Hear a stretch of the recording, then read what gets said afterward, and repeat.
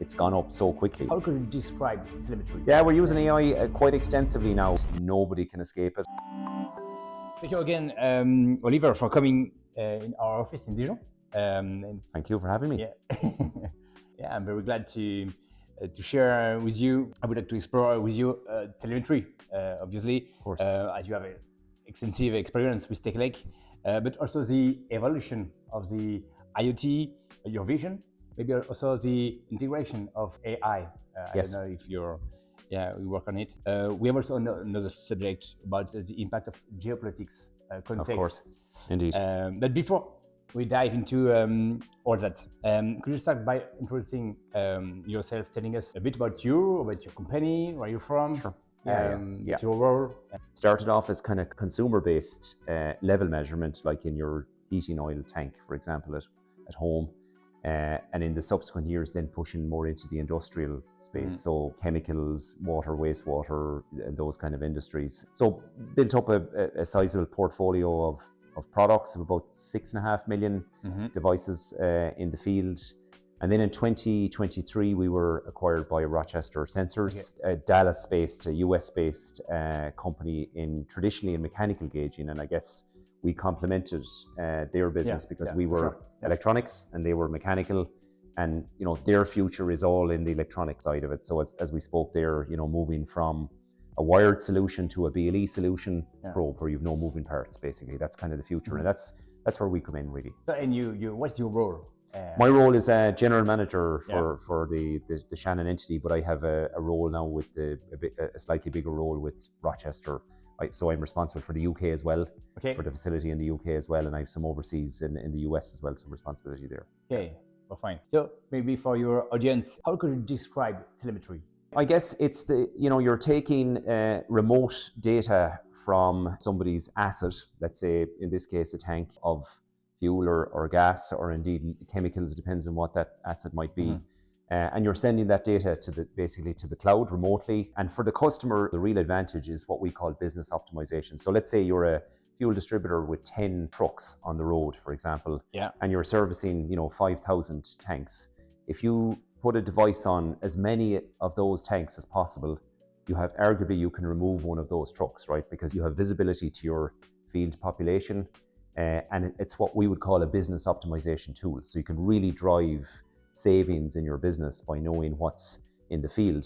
And the other advantage, I guess, is not alone will you take away some of your infrastructure, but you also will know your inventory levels. We work with some of the larger LPG companies, the bigger players, and they would have well over one particular customer has well over 100,000 tanks with the device on each one of those tanks, and they can tell you at any minute of any given day how much inventory they have in the field. We speak about logistic.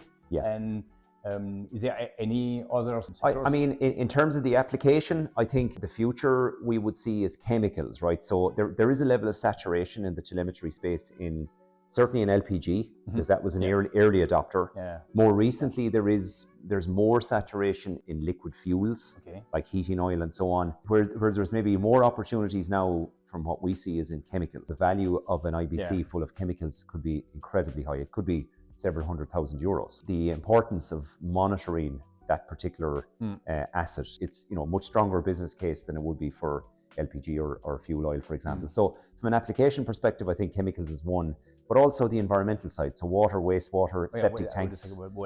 You see a lot of applications developing. Absolutely, that's where it's going. I mean, because septic tank monitoring, for example, there's European legislation now coming down the line that will force people to monitor their septic tanks from an environmental point of view. Maybe despite its potential, do you see any obstacles that IoT might face in the future? One of the primary challenges is, what technology do you use? So we've had lots of different technologies over the years. We've had, LoRa and Sigfox, for example. They've had limited success. Cellular has kind of clearly won out that particular race, but cellular has challenges, right? Because you get sunset on legacy technologies, 2G and 3G.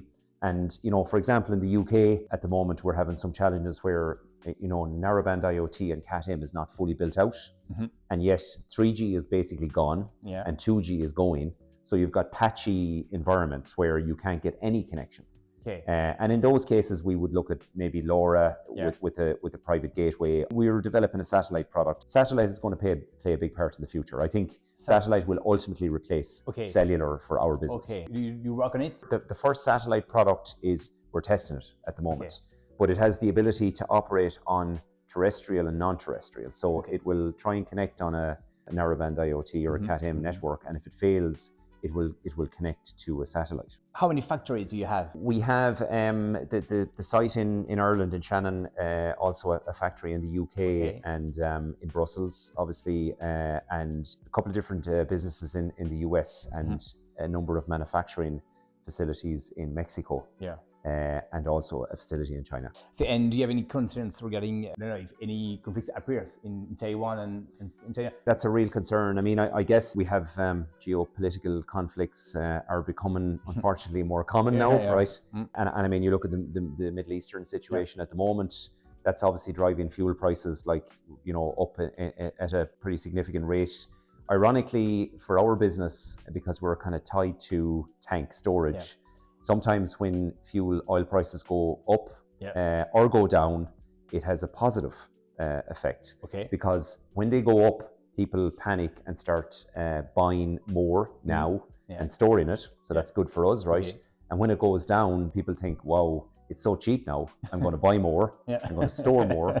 So it's that side of it can have a benefit. I guess the difference this time, though, with the Middle Eastern situation is it's gone up so quickly. I mean, it's just gone up overnight, and that's a new situation that we've never really experienced before. So it's very difficult to tell how that's going to go. And in terms of production, do you anticipate any relocation in Europe or in the US for manufacturing and so on? At the moment, no.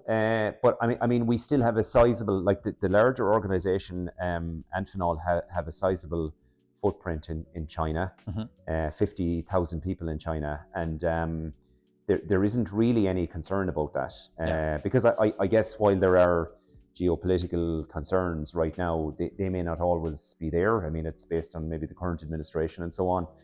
So they might settle down in time. It's very difficult not to do business with China because they're part of our everyday lives. You look around this room, and I guarantee you, practically every electronic component in this room has Chinese components in it, like lots of Chinese. You might like to avoid doing business with China, but you can't. Do you have any advice for companies that would like to invest in IoT solutions? Probably one of the best bits of advice would be to fully understand your business case. Do you have a return on investment? Have you understood what the return on investment will be? You don't want to go into it without considering that. I mean, AI is helping all these business models now, right? I mean, we're using it for everything at the moment. And even for that kind of business modeling, AI is incredibly powerful. And do you use AI? We're using AI on a daily basis? We're using AI quite extensively now. Everything from our coding, our software development. I was telling Jan and Matthias earlier, we're actually doing modular coding now. So we're using blocks of firmware in different devices, the same block of firmware in different devices. We're using AI to do the validation, to ensure that it's, that there's no mistakes, for example. Everything from your marketing material to your market research, we're using it as much as possible. And we're still at the very early stages, I would say, of using AI. I think we're only learning, right? And I mean, it's going to get more and more powerful. How your employees accept to change their behaviors? We get the early adopters. I'm a big fan of it, kind of pushing it through the organization. We're kind of saying to our guys, look, take a look at your job, your environment, and look at the things, maybe the tasks that are mundane and repeated and that are taking a lot of your time, and ask, where can AI help? What kind of model do you use? At the moment, we're using Copilot, because we have enterprise licenses. One of the challenges, I think, or one of the concerns for people with AI is how secure is your data you're feeding into AI. But with, for example, Copilot, because it's a Microsoft product, and we have Microsoft anyway, so it's almost an extension of that, right? So we feel a little bit more confident, I guess, on the security side. That's one thing, I guess, you've got to be comfortable with, that your data is secure. We are coming to the end of this interview, and if you have one book to advise. There are a couple of really good books on AI. There's an author called Jeff Wood. I just read one of his books. It's called The AI Leader, because look, AI is going to be our world now, right? Nobody can escape it. It's coming down the line. I think he describes it as your thought partner. You know, that's really what it is, right? So that's a really good, it's a very, very good read. For anybody that's kind of running a business or in a leadership position, that's a really good read. We'll propose this book to our employees. Sounds good. Sounds good indeed. Yeah. So do you have a favorite quote? We always have to celebrate the wins, right? We always deal with the challenges, and we're always respectful to one another.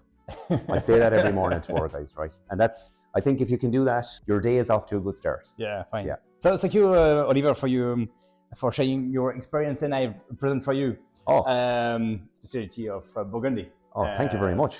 Yes. Much appreciated. Wow. Yes. Very nice. Thank you very much. Fantastic. Excellent. Thank you, Oliver. Thank you, sir. Cheers. Thank you. Thanks, guys. Thank you.